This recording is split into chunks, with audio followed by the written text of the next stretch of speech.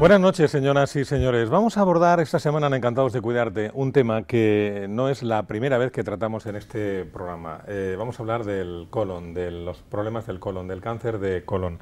Lo vamos a hacer porque es un tema muy interesante. Además, existe en la región de Murcia un plan, un programa de prevención que funciona razonablemente bien. Y conviene que hagamos hincapié en eso y es conveniente, por tanto, que incidamos en este asunto, en el tema del cáncer de colon, que es el segundo tumor junto con el de cáncer de mama en las mujeres que tiene más prevalencia. Vamos a hablar de sus síntomas, de su diagnóstico, de su tratamiento, de su prevención, en fin, que como decíamos hace un momento, merece la pena que pongamos de nuevo el acento sobre este asunto. A fin de cuentas, este programa, el objetivo de este programa desde que nació hace 4 años es la promoción de la salud y la prevención de las enfermedades. Luego en esa línea vamos a seguir. Tenemos a nuestros 2 colaboradores de cada semana, el doctor Juan Enrique Pereñíguez, buenas noches. Buenas noches, Pepe. El doctor Juan de Dios González, buenas noches. Hola, Pepe. Ambos médicos de familia y han considerado que la persona más adecuada, más oportuna para estar esta noche con nosotros es la doctora Graciela Valero, que es cirujana del Hospital Morales Meseguer. Doctora, buenas noches. Hola, buenas noches. Decíamos al principio, no sé si usted lo comparte o no, que tenemos en la región de Murcia un programa de prevención del cáncer de colon que está funcionando razonablemente bien, mejorable supongo a lo mejor, pero... Mejorable. Hoy hemos tenido buenas noticias a través de los medios de comunicaciones que parece que se va a extender a todas las zonas de salud de nuestra región el programa de cribado de cáncer colorectal que se empezó hace años, empezó más casualmente en el área que abarca mi hospital, el área 6 del Morales Meseguer, y ya hace años bueno, que se empezó como piloto, se extendió luego al área 1 y a la zona de Cieza, al área 9, y estábamos todos echando de menos que porque no todos los murcianos son iguales y porque no este programa de cribado que nosotros ya hemos demostrado, de hecho ha sido fruto de una tesis doctoral, lo beneficioso que es para la población y por qué no se extendía al resto de la región, y ya pues por fin parece que se están poniendo los medios para que pueda llegar a toda la población diana de este programa de cribado. La verdad que se va a quedar extendido a casi todos los centros de salud. Me parece que van a quedar 6 o 7 nada más para una última fase, pero ya la inmensa mayoría van a estar cubiertos con este programa. Doctor Pereñíguez, doctor González, ¿quién rompe el hielo? Bueno, pues bienvenida. Muchas gracias, Graciela. Un fuerte abrazo a lo que representas, que es el servicio de cirugía del Morales Meseguer, con el que sabes que me unen una serie de lazos, yo diría que entrañables, empezando por su jefe, Aguilar, etcétera, etcétera, tener una relación magnífica con ellos. Yo quería, de alguna forma, y además en este programa seguramente no nos hacen caso y por eso lo han hecho, es que llevamos reivindicando mucho tiempo, además, delante de autoridades sanitarias que han venido por aquí, profesionales, etcétera, lo del tema de alguna forma extender a toda la región algo como el cribado del cáncer de colon, que tú afirmas, y con tesis doctorales por en medio, que no es afirmar, sino reafirmar la necesidad y la importancia de este tipo de cribado. Y yo quería decirle un poco a la población que estas cosas que se dicen, no, es que ahora se pone en marcha un programa. No, se pone en marcha un programa significa coordinar muchos profesionales de la cirugía, del aparato digestivo, de la anatomía patológica, auxiliares, en fin, un montón de profesionales que ante una sospecha de un tumor, que ahora hablaremos, que lo de la famosa sangre oculta en EC, se desencadena una cascada de actividades profesionales. Esto no es sencillo, esto de alguna forma culmina una vieja reivindicación de los profesionales sanitarios, tanto de la primaria como del hospital, hacer un programa de este nivel y de esta categoría. Así es que yo creo que como murcianos debemos felicitarnos todos, y aquellas reivindicaciones, Juan, ya no deberíamos de hacerlo porque estamos satisfechos donde hemos llegado, ¿no? Efectivamente, ahora pediremos un aumento del sueldo. Sí, ¿no? sí, ¿Qué es lo que toca, no? Por asesoría, ¿no? Efectivamente. El tema de los asesores está cuestionado, pero bueno. Bueno, y poner en marcha los días estos canosos Sí. que le dan, ¿Por qué me días miras? extras de vacaciones a la gente mayor, sobre todo pensando... Bueno, doctor Pereñíguez, efectivamente. No importa. No, pero, Bueno, pregúntale algo a la doctora. pero bueno, en la última semana está de moda hablar del cáncer de colon, ¿no? Porque hemos visto que la OMS ha sacado un informe que no se debe comer carne roja porque eso produce cáncer de colon. Bueno, eso todos lo sabemos desde hace mucho tiempo, pero eso es cierto, es verdad. Bueno, es que al final todos los estudios, recomendaciones, informaciones, al final terminamos de hacerlo todo muy simplista. Comer carne roja da cáncer de colon. sí y no. Eso ya se ha sabido. Yo creo que, bueno, no lo hemos estudiado todos en nuestros textos de cirugía, los más jóvenes y los más viejos. Y mal empieza, ¿eh? Yo he visto el giro de cabeza de la doctora. Los más me ha expertos, dolido, me ha dolido. Los más expertos, ahora por ahí. Y bueno, no, y sí que es verdad que hay una asociación, y esto ha sido el Centro Internacional de Investigación en Cáncer, que es el centro que estudia para la OMS, que realmente es la que hace después las recomendaciones, pues haciendo un estudio de muchísimas publicaciones, son estudios epidemiológicos, sí que se ve que un alto consumo en carnes rojas y en carnes procesadas aumenta la tasa de cáncer de colon. El cáncer de colon es una enfermedad de los países desarrollados, pero sí que es verdad que comemos más carne roja, afortunadamente, porque tenemos más medios económicos y tenemos más riqueza, en detrimento de fibra, de frutas, de harinas no tan limpias, de azúcares no tan procesados, y esto a la larga hace que aumente el cáncer de colon. Que comer carne roja o comer un embutido, comer una loncha de jamón, te va a dar cáncer de colon mañana, no. Un consumo excesivo, como todo, de muchas cosas, al final pues sí que se ve un aumento poblacional de cáncer de colon. Y la OMS mismo es la que dice que de ahí a recomendar a todos los países pues luchar contra el consumo de este tipo de alimentos, pues no. Sí que, pues es como todo. Sí que también es verdad que no hay estudios claros en los que relacionen que un aumento de este tipo de alimentación se suele asociar a un aumento de tabaco, a un aumento de alcohol, a una falta de ejercicio físico, que realmente son personas que acumulan no solo un vicio, llamarlo entre comillas, sino más. Y bueno, claro, algún experto ha dicho que ese estudio, que es observacional de lo que ha pasado en 15 años en una población, bueno, ha hecho hincapié en eso de la carne roja, pero probablemente fumaría mucho más, y lo que tú has dicho, tendría una dieta muy pobre en fibra, que eso por sí solo también implica el aumento de riesgo de padecer cáncer de colon. Son cosas multifactoriales y bueno, tienes que hacer un estudio muy dirigido, con un estudio multivariante, muy bien definido estadísticamente para afirmarlo de forma rotunda. Asociación, pues sí, seguro.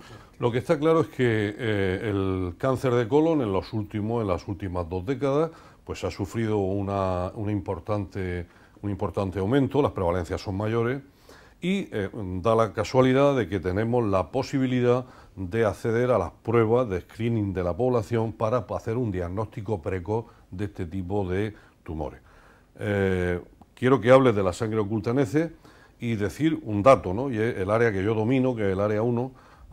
Nosotros este año pasado hemos llegado a una cobertura del 30%, es decir, hecha la oferta a los murcianos, 250.000 murcianos dependientes del área 1, solamente el 30% se ha hecho este tipo de cribado.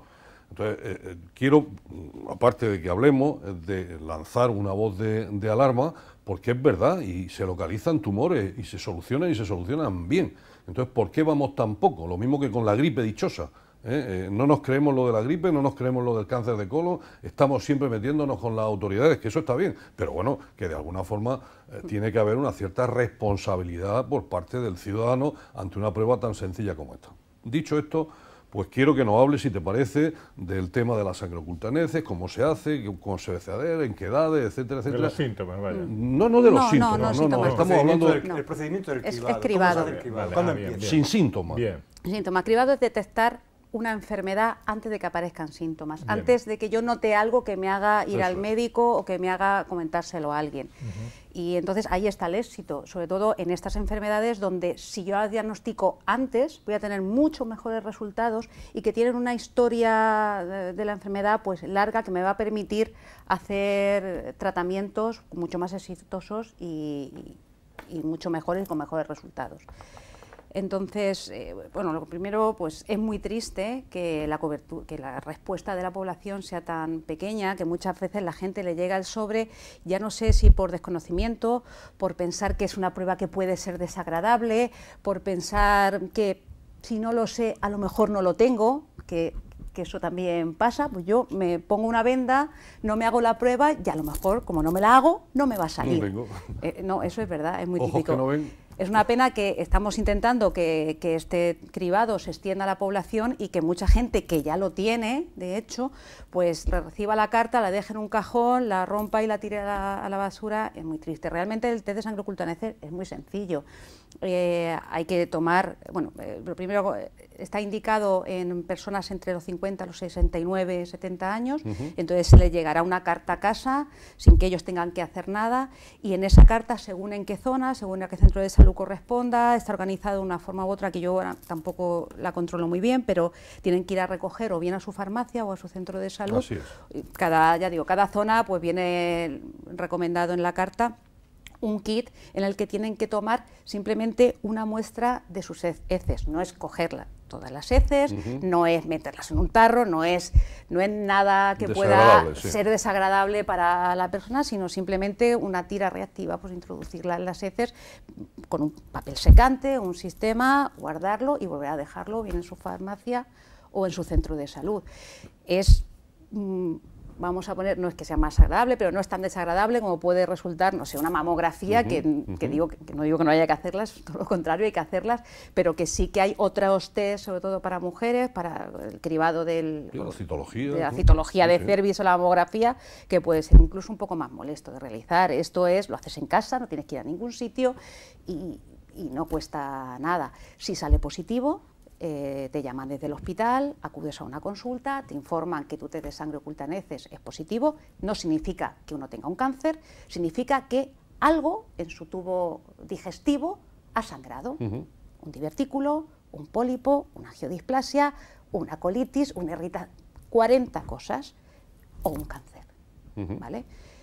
Y si eso ha sangrado, entonces hay que hacer una colonoscopia, una vez que ya tengamos fehaciente que hay sangre oculta en las heces, y en esa colonoscopia veremos qué es lo que ha sangrado, si hay algún pólipo, si hay cualquier otra lesión o si hay un tumor más avanzado. Si hay un pólipo, se quita, un pólipo que si hubiésemos dejado a la larga se hubiese hecho un cáncer, y si hay una lesión, pues se actúa sobre ella, que seguro que hoy va a estar mejor que dentro de 3 meses o dentro de un año que nos pueda dar síntomas. Luego, simplemente, por lo que me estás diciendo, Graciela, es hacer un popó, y con un aparatito, ¿no?, con una pinza, etcétera, con una puncha o tal y cual, toma unas muestrecitas de caca, lo mete y lo lleva a tu centro de salud los días, o incluso están casi un mes dando este tipo de kit y entregándolo, y automáticamente eso entra en un proceso de análisis, y luego tanto al paciente como al médico de familia le indican si ha habido eso, sangre oculta en heces. No hay que esperar a que uno vea la sangre, cuando uno tiene, por ejemplo, una hemorroide que sangra, que ve sangrado y se pone uno nerviosísimo, no, sino simplemente un análisis de caca donde lo normal sea que sea normal, porque el alto porcentaje de los resultados es que son normales, pero sí es verdad que hay un porcentaje pequeño que pone en la pista a los profesionales, al médico de familia, al que ha visto esas pruebas, para lanzar una serie de pruebas, ¿no? Y entonces en la prueba ha hablado de la colonoscopia, ¿no? La colonoscopia es desagradable, muy desagradable, hay que tener temor, no hay que tener temor. Al fin y al cabo, la colonoscopia, dinos lo que es, en fin, en qué consiste. La colonoscopia es una prueba que podemos considerar un poquito más agresiva. No es una radiografía, no es una ecografía. Es una prueba en la que se introduce pues, un tubo flexible que puede tener el grosor de un dedo, ¿vale? Y se introduce por el ano. Yo casi apuntaría que lo más desagradable es la preparación, que es lo que a la gente no le suele gustar. Hay que, pues para que nos entienda todo el público, hay que purgarse. Hay que tomar una solución, hay varios preparados en la farmacia de distintas composiciones, y ya, bueno, tu médico o el endoscopista indicará cuál es el más adecuado en cada caso, que hay que estar, bueno, en ayunas, tomando unos líquidos, tomar ese sobre, esa medicación. Muy importante, y también aprovecho este espacio para insistir, hay que hidratarse mucho, porque hay gente mayor que se toma la medicación y luego eso de beber entre sobre y sobre, como que no, pero no, hay que tomar pues bebidas isotónicas, zumos, agua, para reponer los líquidos y no hacer luego problemas renales. ¿Es tan importante la preparación del colon? La preparación del colon es vital. A ver, si hay una lesión muy grande en la colonoscopia, se va a ver uno bien, regular o menos regular, preparado. Pero si hay una lesión pequeña, el endoscopista no va a ver. Si hay restos fecales en el colon, pues la prueba no va a ser satisfactoria, y es una pena. Después de invertir en una preparación, en un tiempo de endoscopias, en una molestia para el paciente, pues que la prueba no sea satisfactoria, pues es realmente una pena. Y mucha gente pues se confía un poco, pues es que me tomo la mitad, pues es que me dio hambre a medianoche y me tomé no sé qué, y eso pasa, y la verdad que eso sí que eso es es una cierto, eso es cierto. Hombre, yo para consuelo de los que consumimos habitualmente colonoscopias, diré que hace 5 o 6 años el hacerse una colonoscopia, la preparación del colon era terrible. Era tomar sosa, la famosa sosa, y aquello era inbebible. Yo todavía, en la parte antigua de mi cerebro, que es todavía escasa, recuerdo el sabor de la sosa y que se me ponen los pelos de punta, ¿no? Ahora las cosas han cambiado, han cambiado y ahora sabe hasta naranja. Incluso si uno le echa imaginación, pues le puede echar un poquito de naranja súper colada, etcétera, etcétera. Es que la preparación del colon, yo coincido con ella, si ella es la que se dedica a esto, es una preparación absolutamente necesaria, porque si no estamos invalidando lo que ve el endoscopista, entonces no vale para nada, hay que limpiarlo y limpiarlo bien. Yo la que me hace las colonoscopias, que es Kikono, la doctora, que nada más que me insiste en la limpieza del colon. Luego cogemos una caquita, la tomamos una muestra, nos hacemos una preparación, que la preparación son 2 tomas de líquido, 1 litro de líquido, y luego al cabo de unas horas otro litro de líquido. La preparación es la noche, el día anterior. Sí, hay varios esquemas según qué sustancia, pero sí que es verdad que hay algunos que lo que es la medicación son 2 sobres que hay que tomar en 1 litro de agua, pero hay otros que es en menos, que es en un vaso. Y yo ahí es donde quiero insistir que es muy importante entre vaso y vaso beber, que hay gente que se queda, sobre todo las personas más mayores, que les cuesta eso de beber agua o de beber. La doctora insiste en beber agua porque eso al fin y al cabo lo que provoca son una importante diarrea para limpiar el colon. Entonces se limpia el colon. Entonces una persona adulta tal y cual, con 2 dedos de frente, toma agua, cuando tiene 6 se acabó. Pero eso en personas mayores que están en el equilibrio, que si la insuficiencia cardíaca, que si el riñón, que si tal y cual, la hidratación es un tema absolutamente importante, porque el agua no mancha. Los electrolitos también que se pierden. Yo ahí me gusta nuevamente también recomendar bebidas isotónicas. Muy bien. Y zumos, claro, zumos de piña, de uva, zumos sin residuo, porque claro, tampoco te puedes tomar residuo porque entonces vuelves a ensuciar el colon, claro. La cuestión es que el colon, las paredes del colon queden limpias. Tienen que estar limpias, si no se para ve ver nada, bien. claro, porque pequeñas improntas polipoideas de 2, 3, 4 milímetros no se verían. Doctora, entonces ahora resulta que hemos limpiado bien el colon, nos han dejado un colon precioso, y usted o el endoscopista, el endoscopista mete el tubo. El tubo lleva una luz y va mirando. Luego va conectado a una. Antes miraban por un visor, ahora pues con todos los avances. Y por orden de frecuencia, ¿qué es lo que más se ve? Por orden de frecuencia, más o menos, tampoco. Según la edad, pero normalmente los divertículos es muy frecuente encontrar divertículos de forma casual a partir de una edad. Eso que atemoriza tanto a la gente del divertículo, ¿eso qué es? ¿Qué es la diverticulitis? Claro, la gente ya confunde el divertículo, el pólipo, eso sale, entra, tal. Entonces, el divertículo realmente son como debilidades de la pared muscular del colon, que sobre todo se dan en el colon sigmoide, que es uno de los trozos de colon ya en la zona más distal, más próximo al ano, al recto y al ano. Y en esa zona, pues, la musculatura está como más desarrollada y por mecanismos de presión, pues se van haciendo como saquitos, como debilidades de la pared del colon, y se ve. Pero pues eso no da cáncer ni nada. Eso no da cáncer, nada. Eso puede dar sangrado, y es una de las causas de la sangre oculta neces positiva, que no tiene por qué ser. Eso yo lo que le explico a todos los pacientes: si hiciésemos autopsias en personas, no tienen por ser pacientes, que fallecen con 90 años de cualquier causa y jamás han tenido síntomas de tener divertículos, si hiciéramos autopsia a esas personas, pues posiblemente el 80 al 90% tendría divertículos. ¿Vale? Eso está ahí, y lo tiene muchísima gente, y no lo sabemos hasta que nos da síntomas o hasta que nos hacen una colonoscopia por cualquier otra causa y se ven que están allí. Y antes nos encontramos alguna almorranilla de paso. Bueno, hemorroides tiene todo el mundo, ¿vale? Es que yo tengo hemorroides, y yo. Esto es que a mi marido le han sacado próstata. No, tu marido tiene próstata desde siempre. Ahora la tiene enferma. Las hemorroides es igual, una estructura anatómica que está ahí, que cuando da síntomas pues se dice que, bueno, tienes hemorroides. Bueno, pues tienes las hemorroides enfermas, y hay muchos grados, desde simplemente el sangrado hemorroidal, ya el sangrado más el prolapso, al prolapso, ya trombosis, pero normalmente cuando duele el ano, no suelen ser las hemorroides, suele ser otra cosa que es la fisura. Y ahí hay un totum revolutum que todo el mundo es diagnosticado o se autodiagnostica de hemorroides, va a la farmacia, se pone lo primero que pilla y luego empieza los problemas. Empieza la peregrinación luego hasta el especialista. yo me voy a quedar ahí, luego insistiré. Tenemos que entra el tubo, hemorroide, sigue el sigma, posible diverticulitis o diverticulosis. Hay que hacer hincapié en la característica de este cribado, ¿no? Porque un médico de familia en la consulta puede pedir perfectamente una sangre oculta en heces, si le da positivo, pues, o le pide la colonoscopia, o lo manda al digestivo para que le haga la colonoscopia, etcétera, pero eso se puede demorar muchos meses. La característica principal de esto es que te hacen esto y en el plazo probablemente de un mes y medio, pues te han hecho la prueba oculta en heces y te han hecho la colonoscopia si es necesario, ¿no? Y es, como te has dicho, como habéis dicho, un programa en el que entran muchos profesionales, desde la enfermera o la auxiliar que va a recoger la muestra en la farmacia o en el centro de salud, etcétera, o el médico de familia que le hace hincapié cuando viene el paciente, me ha llegado esta carta ¿qué es? ¿Qué hago? Decirle al paciente, háztelo, y sobre todo lo que habéis dicho, que el médico de familia es el que tiene que hacer, su principal papel en este es que tenga que hacer una buena preparación para la colonoscopia, decirle, un par de días antes debes dejar de comer fibra y la noche antes o la tarde antes, según te hagas la colonoscopia por la mañana o por la tarde, tienes que empezar a hacer una dieta estricta y con muy buena hidratación.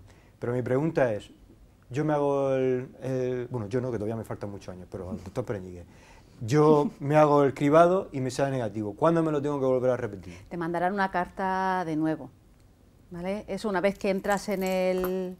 Cada 2 años. Sí, cada 2 años, pero vamos, que la gente no tiene que aprenderse que es cada 2 años. La gente tiene que relajarse y saber que le va a volver a llegar la carta, que él se tiene que despreocupar. Esto además está hecho para eso, los cribados probacionales se intenta pedirle a la población lo menos posible, solo que colabore una vez que se le es requerido, pero que no tiene que estar pendiente, me la tengo que hacer ahora, me toca, me deja de tocar.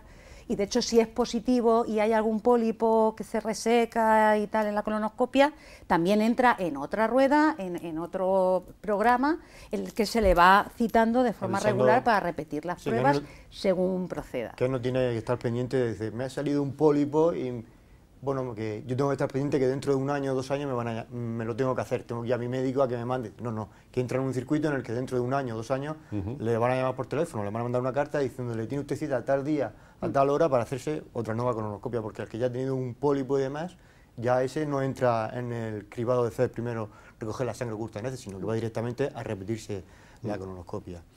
Y en el cáncer de colon, la genética es muy importante.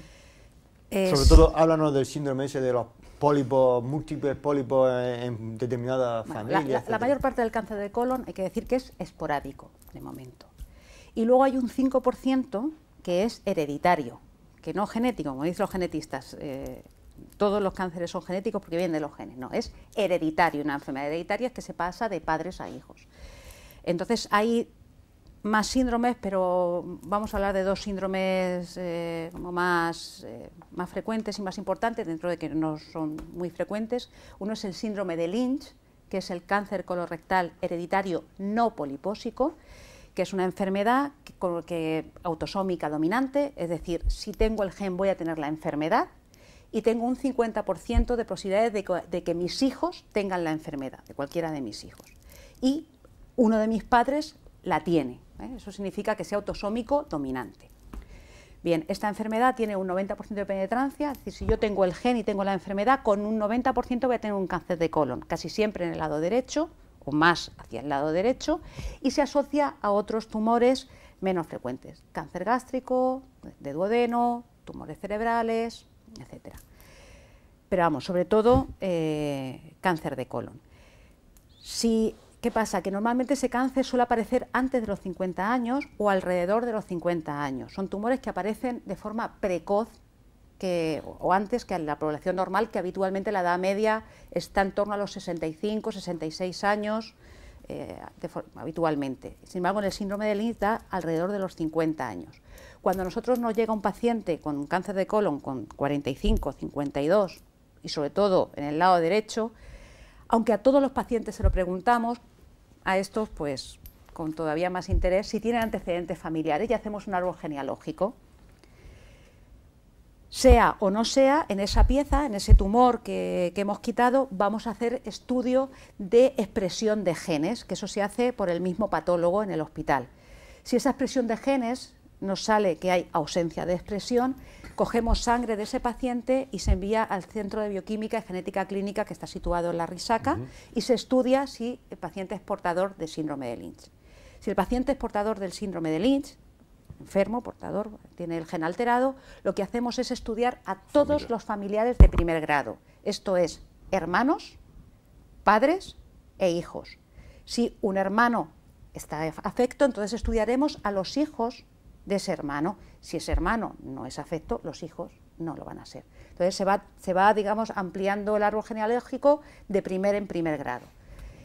Si uno, a raíz de tu hermano, a ti te han diagnosticado de síndrome de Lynch, pues entonces también pasas a un circuito de estudio de colonoscopias, de gastroscopias, de estudio de orina, de escáner, de marcadores tumorales, de forma regular, ya según protocolo, pues cada año, 2 años, y eso lo hacen o bien en la clínica en oncología, o por ejemplo yo en mi consulta pues también suelo seguir también a estos pacientes. Y luego está el cuadro de la poliposis colónica familiar. Luego por otro lado está la poliposis adenomatosa familiar. Este cuadro está una que le llamamos la atenuada, que suele dar clínica menos pólipos y más tardía, pero la poliposis adenomatosa familiar FETEN, esos son cuadros muy floridos, son pacientes que tienen más de 100 y hasta 1000 pólipos. Es impresionante, no haces una colonoscopia y no ves casi prácticamente mucosa sana, y estos pacientes o les quitas el colon, ya depende de cada familia y de cada gen, pero entre los 14 o los 20 y tantos años, o terminan desarrollando un cáncer de colon que además suele ser muy agresivo, de colon, de recto, de cualquier parte. Y entonces estos pacientes normalmente se conocen mejor, y esas familias, y se suele hacer la cirugía profiláctica mucho antes de que desarrollen la enfermedad. Y bueno, y es una cirugía bastante agresiva porque hay que hacer lo que decimos nosotros, una panproctocolectomía, que es quitar todo el colon y el recto y dejar, llegar prácticamente hasta el ano. Hacemos una pausa, doctor Pereñíguez, y le doy la palabra a la vuelta de la misma. Muy bien. Estamos en la mitad casi en la mitad del programa. Hacemos esa pausa acostumbrada y enseguida volvemos con ustedes.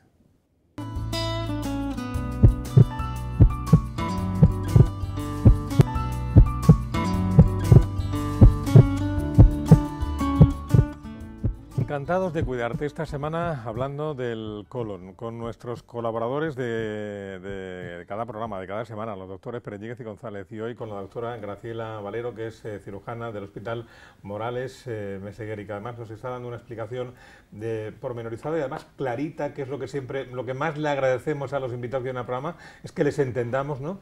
Y hasta ahora lo estamos entendiendo todo, clara, precisa, sobre el programa de cribado del cáncer de colon y sobre, en fin, las pruebas diagnósticas que se hacen. Y ahí nos hemos quedado.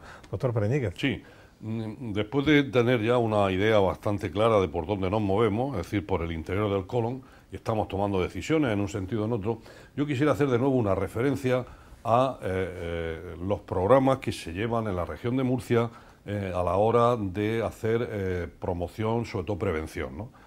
Uno es el de la gripe, otro el de la mama y otro el del colon. El de la mama, como ustedes saben, o como todos saben, está provocando en los últimos años también un descenso en el cribado del cáncer de mama, ¿no? En el colon ya sabemos dónde nos estamos moviendo, y el otro día estuvimos hablando de la gripe, hablábamos de que no te preguntaré si estás vacunada o no de la gripe, ¿no? Porque no llega al 20% de los profesionales que tenían que dar ejemplo, y ahí sí quiero ser, digamos, agresivo. Es decir, tenemos instrumentos muy importantes que pueden hacer diagnóstico precoz y prevención de enfermedades extremadamente prevalentes, en mujeres y en hombres. Las edades que ha dado la doctora son interesantísimas, entre 50 y 70 años, que casi se corresponden con el tema en las mujeres de la mama, es decir, que pueden ir de la mano, ¿eh? Una mujer tiene que hacerse el colon y tiene que hacerse la mama, un hombre el colon, la próstata, con una serie de condiciones, ¿no? Bien.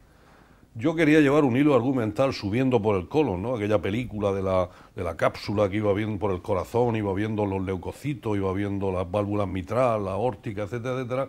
Y entonces llegábamos que cosas que podían sangrar, la doctora con muy buen criterio nos decía, antes de entrar digamos, en la profundidad del colon teníamos el recto con los problemas, y si ahora quiere hablamos pues de las fisuras del ano, etcétera. Hemos hablado de la almorrana, finamente hemorroides, algún curso dice almorroides, tengo almorroides, lo he oído.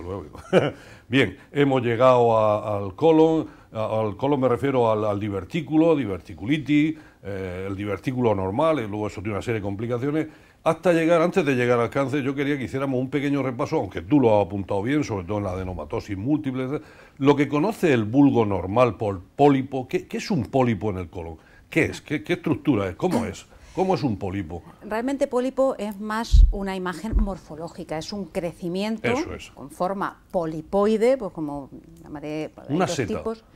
Es como una seta, y luego están los pólipos sesiles, bueno, que son pólipos pues más planos, más como una meseta, una elevación.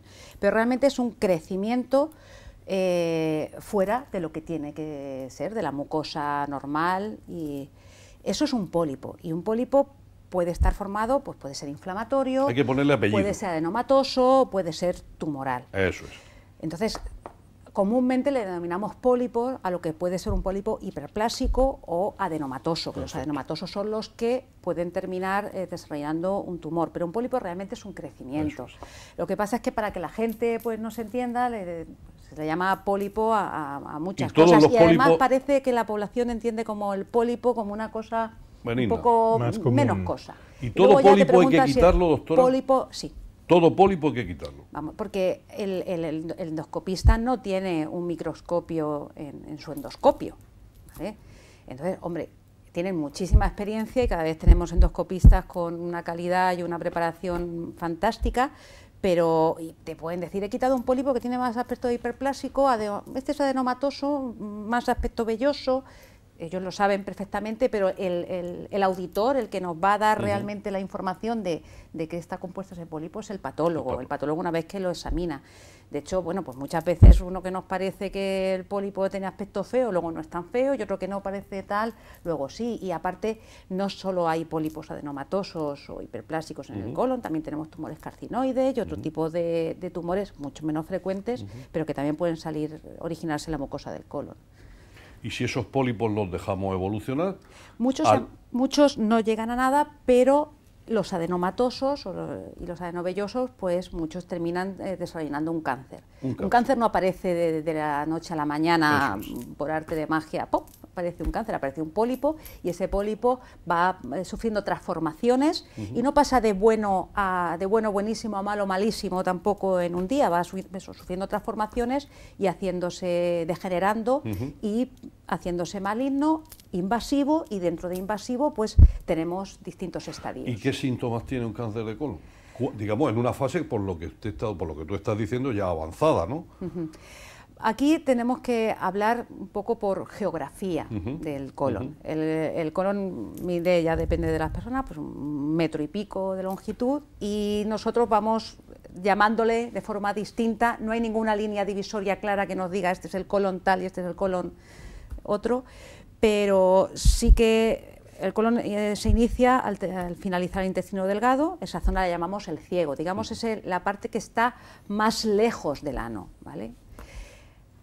Luego tenemos el colon transverso, descendente, sigma y recto. Según donde tengamos la lesión, los síntomas van a ser distintos. En el colon derecho sí que es una clínica muy insidiosa, son alteraciones del tránsito, diarreas, molestias intestinales y anemia. Una de las causas de anemia, de hecho en los estudios de anemia se hace una colonoscopia, porque son tumores que sangran, pero como está, digamos, tan lejos de la puerta de salida, no vemos esa sangre porque se nos mezcla con las heces, y esa es una de las que sale también en nuestro famoso test de sangre oculta en heces.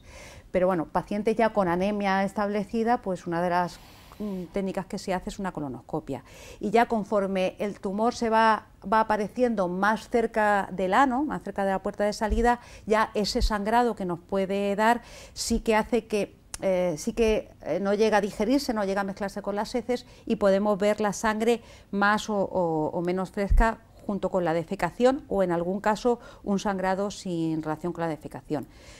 Y ya el cáncer de recto, que son los últimos 15 centímetros justo antes del ano, sí que el sangrado es sangre pues más viva, más roja, no tan roja como el sangrado de una fisura o de unas hemorroides, pero da mucho dolor, tiene poco dolor, no, depende. El cáncer de colon no duele. Eso es. El cáncer de colon no duele. Puede dar, pues eso, alteraciones del tránsito, molestias inespecíficas, diarrea, sí, alteraciones del tránsito, es eso, estreñimiento y diarreas, y luego ya, bueno, tumores muy avanzados sí pueden dar, pues, dolor abdominal, pero porque causan una obstrucción, pueden dar, pues, no sé, incluso hasta emisión de heces por la orina, porque un tumor que puede llegar hasta perforar la vejiga de la orina y hacer que pasen heces a la orina y uno, al miccionar, pues, que emita heces junto con la orina, y aire, fecaluria, y neumaturia. Eso ya no lo veo. Eso lo vemos, lo vemos, pero muy poco, pero se ve.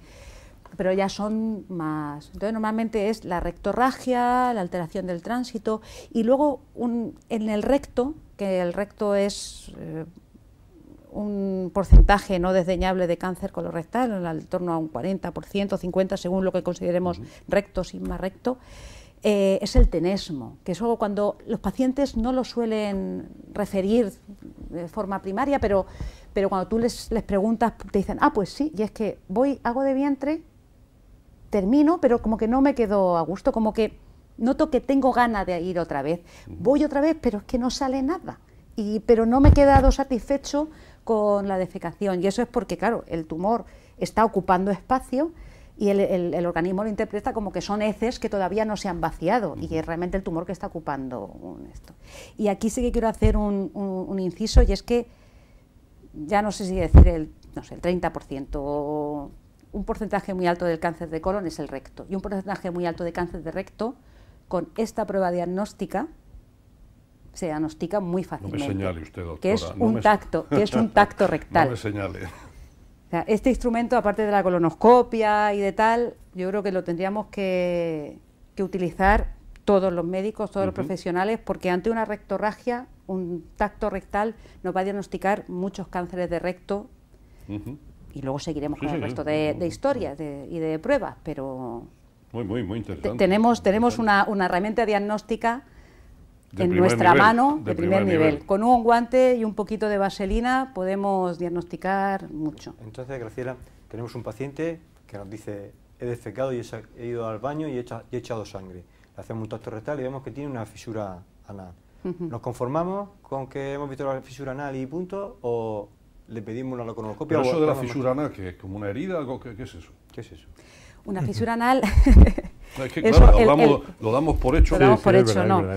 No, el que lo tiene lo podemos llamar, que nos lo va a explicar perfectamente. Pero cuando uno tiene una fisura anal, eso no se olvida. Una fisura anal es una herida milimétrica que sale en el mismo margen del ano, normalmente asociada al estreñimiento, y que es dolorosísima, ¿vale? Sangra algo, el paciente viene y te dice que cuando hace de vientre le duele muchísimo, le dura más o menos, cede mayor o menor medida el dolor, y cuando vuelve a hacer de vientre vuelve a doler, una exageración. Y cuando le miras el ano, efectivamente, normalmente suele estar en la zona posterior del ano, ves como una llaguita muy pequeña y que en algunas ocasiones puede sangrar un poco. Normalmente eso es causa de sangrado, pero no deja de ser una sangre muy roja, muy poquitas gotas y muy asociada a eso.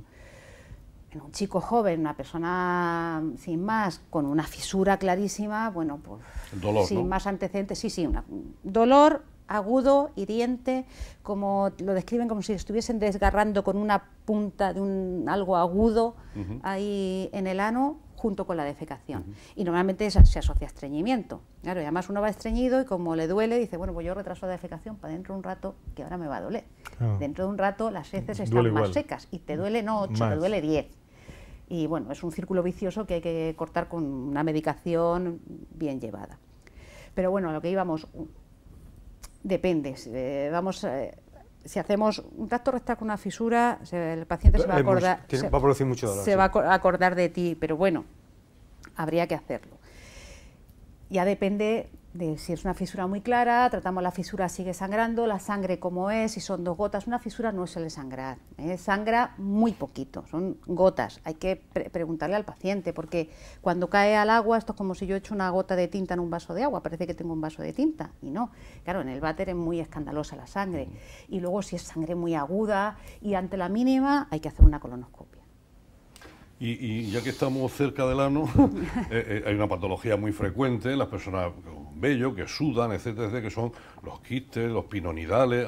Haznos alguna pequeña referencia a, sí, eso es lo que la que gente... luego les cortáis, le hacéis una V en el culete. Incorrectamente eso la gente le llama fístula. Esto es una enfermedad, es un quiste en la línea media, en la línea interglútea, que normalmente se dice que es pues por la unión... ¿no? Es frecuente. Sí, es bastante frecuente, sobre todo en gente joven, en gente muy peluda, pero bueno, también la vemos en chicas jóvenes que se decía que era la enfermedad del camionero. Eso. Muy peludo y todo el día sentado y con movimiento, que hace que los pelos como que se metan para adentro. Hay muchas teorías y realmente no está claro cuál es el origen del sinus pilonidal, se piensa que desde el nacimiento. Y es un quiste que muchas veces sacamos pues pelo largo y pelo ahí almacenado y bueno... Y que ahí está, y que un día pues tiene a bien infectarse, va a urgencias, se abre y bueno, o bien pues, si no se quita de forma radical, pues no se va a solucionar en la vida. Y que luego, bueno, pues luego esas heridas tienen muy mala evolución porque están en mal sitio, porque están en una zona de tensión, no te puedes sentar, muchas se infectan y bueno. Pero eso es el sinus pilonidal. Y otra cosa es la fístula perianal. Sí. Una fístula perianal es una comunicación entre la piel del ano y el interior del canal anal, que normalmente se produce por una infección de la glándula, y una de las glándulas del ano. Y mucha gente te dice, pero si yo no, ¿qué he hecho yo para tener esto? ¿O qué no he hecho para...? Eso, bueno, pues te toca, se infecta, haces un acceso también perianal, se drena y luego queda una fístula.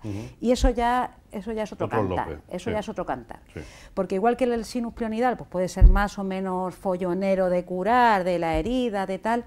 Las fístulas perianales están en una zona muy delicada, que es el esfínter del ano, entonces ahí no estamos jugando la continencia, porque sobre todo fístulas que están más altas, pues no las puedes poner a plano, porque la curas perfectamente, pero te cargan los esfínteres, y si nos cargamos los esfínteres, para que nos entienda la gente, pues te quedas usando pañales, porque no puedes contener las heces.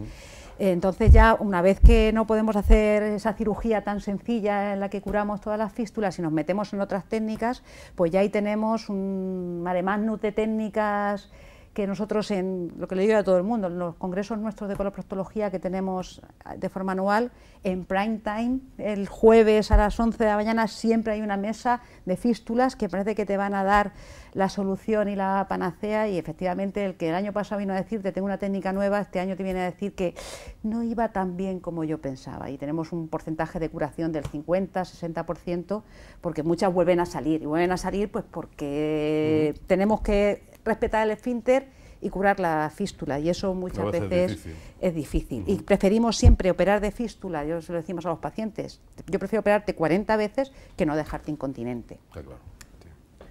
Bueno, pues está perfectamente claro, ¿no?, que ya hemos revisado todas las patologías benignas, aunque muy incordiosas, muy pesadas, del colon, ¿no? Y quiero hacer hincapié, antes de hecho referencia a una tesis sobre el cribado, y eso, habéis visto que realmente luego los tratamientos son más banales, se ahorra en quimioterapia, se ahorra en perjuicio a las personas y se mejora la calidad de vida, ¿no? ¿Habéis hecho esos datos? De la tesis. Sí, pues bueno, la conclusión de la tesis es que se diagnostican tumores mucho más precoces. Nosotros, por lo que hemos visto, una vez que ya hay un cáncer, nosotros tenemos, el NCCN ya hizo su clasificación de TNM, que es nuestras palabras que utilizamos, y dividimos los tumores de los cánceres de colon en estadio 1, 2, 3 y 4, así en sencillo. Entonces, si... A ver, me bloquea esto. ¿Cómo lo explico para que se entienda? Los tumores, como todos, se clasifican claro, según su grado de malignidad, si tienen metástasis, si no tienen metástasis, etcétera, etcétera. Y eso supone detrás una técnica quirúrgica distinta, ¿no? No, bueno, la técnica quirúrgica es la misma, pero no es lo mismo quitar un colon estadio 3 que estadio 1, porque el estadio 3 después va a necesitar quimioterapia, el estadio 1 no. Entonces se ha visto que los pacientes provenientes de cribado, el porcentaje con estadios más precoces era mucho mayor que el porcentaje con estadios más altos. O sea, que lo que corrobora no era lo que suponíamos, que el diagnóstico precoz del cáncer de colon era eficiente, sino que además la tesis doctoral lo que reafirma que en la región de Murcia, en unos determinados servicios donde se ha evaluado ese programa, que es otra de las cosas que hacemos sistemáticamente y pedimos a nuestras autoridades que midan el producto sanitario, es positivo y merece la pena, y por eso se ha extendido a toda la región. Y viene a remarcar la importancia, claro, la importancia de que todas las personas claro, entre 50 y 69 años claro, se hagan el cribado del cáncer de colon y participen de una manera activa en ese programa y no rompan ni tiren la carta cuando llegue a su casa. Correcto. A la papelera. Sí, y aparte de que necesitar menos quimio, otra cosa, un seguimiento, el mayor a 5 años, aunque todavía todo esto es pronto, pero se van a hacer nuevos estudios con mayores seguimientos. Pero vamos, ya demostró la doctora Mengual, dirigida por el doctor Pellicer y el doctor Aguayo, que la supervivencia, aunque todavía no tenemos un seguimiento muy largo, pero también la supervivencia es mayor. No solo necesitamos menos quimioterapia, sino que viven más estos pacientes. Eso está claro. Si es que si diagnostico antes, eso se sabía, se pensaba, pero bueno, ya por lo menos se ha visto los papeles. Se ha visto los papeles y, bueno, Juan, y digo que si alguna vez nos da alguna cosa de esta, está claro en manos de quién nos vamos a poner. Hombre, yo claro, hombre, ¿no? Pues buscaremos donde sea, porque en fin, No, merece la pena, se conoce sabemos el tema, dónde vive y no se nos va a escapar. Yo tenía dos preguntas, pero no para profundizar demasiado, porque además no tenemos tiempo. Una de ellas, la cirugía que se aplica para intervenir en el colon, ¿esa cirugía clásica, la de siempre, la de abrir, o también las nuevas técnicas de laparoscopia se pueden aplicar en este campo, o no todavía? ¿Cómo está eso? Vamos a ver, la cirugía laparoscópica ha sido una revolución en la cirugía general, y ya desde hace muchos años, y muchos años ya en esta región se ha empezado a operar el colon por laparoscopia. De hecho, también hemos estado inmersos en algún estudio europeo de la bondad, o por lo menos la no maldad de la cirugía laparoscópica, porque lo primero que hay que plantearnos es que hay que hacer una cirugía oncológica. Yo tengo que quitar lo mismo, y una cosa que quiero que tenga todo el mundo claro es que la cirugía laparoscópica, porque te vienen los pacientes a la consulta y dicen, no, pero la han operado por laparoscopia, diciendo, eso es menos, no. Lo que se quita es lo mismo. Por dónde hay que cortar, lo que hay que cortar y lo que nos tenemos que llevar, tanto en patología benigna como maligna, es lo mismo, bien sea abierto o por laparoscopia. ¿Qué pasa? Que la laparoscopia es muchísimo mejor a la hora de la recuperación, hay menos repercusión y menos reacción sistémica, y es muy beneficiosa para el paciente. Y en el colon, lo primero que tengo que hacer es hacer una cirugía oncológica. Si la puedo y si la sé hacer por laparoscopia, perfecto, y si no, abro. Yo soy muy defensora de la laparoscopia y me encanta que me digas esto, y afortunadamente... Como que no lo he comentado yo por internet, si no, no habrá pregunta. y afortunadamente he podido aprender a hacer cirugía laparoscópica en el colon y la hago, pero lo que yo pienso que hay que hacer es, en el colon hay que hacerlo bien, ¿vale? Y si lo podemos hacer por laparoscopia, yo pienso que mejor, pero hay que tener muy claro, hay que saber primero operar el colon vía abierta y después hacerlo por laparoscopia. Y afortunadamente en esta región es una de las... igual que en el cribado hemos sido uno de los primeros, que no se ha dicho, y sí que en España hemos tenido la suerte de que Murcia es una de las primeras comunidades autónomas donde se ha empezado a hacer el cribado. La laparoscopia también. El doctor Luján, que es uno de los que más han impulsado a la laparoscopia y la ha luchado, y los que hemos ido a la rueda, que nos ha enseñado y hemos tenido la suerte de ir aprendiendo, y otros muchos compañeros que también se han volcado en la cirugía laparoscópica y que pensamos que es mucho mejor. La otra cuestión que quería preguntarle, para darle también sentido a este programa en el que hablamos de prevención de las enfermedades, es que yo ya sé que me va a responder dieta equilibrada, ejercicio físico, todo eso, pero quiero que lo diga usted, que tiene más credibilidad que si lo digo yo. ¿Qué podemos hacer para prevenir, en la medida de nuestras posibilidades, problemas en el colon? Bueno, pues sí que es multifactorial, la alimentación es muy importante, ya hemos dicho que no hay que no tomar nada de carne roja, que no son solo los chuletones, que también es el cerdo, es el cordero, es tal. Hacer una dieta equilibrada, comer frutas, verduras, hacer una vida sana, el deporte, prevenir la obesidad, el tabaco, el alcohol, pues todo, pero que tampoco hay que hacerlo todo con normalidad y con moderación común. Y con sentido común. Sin obsesionarse. Sí. Muy bien, doctor Pereñez. Hombre, si me oye alguien... No, es que el mensaje que tú acabas de lanzar de la normalidad, es el que estamos intentando durante años. Pepe el otro día dijo una frase que yo ahora repito mucho porque es cierta, y es: todos sabemos lo que tenemos que hacer, pero no lo hacemos, ¿eh?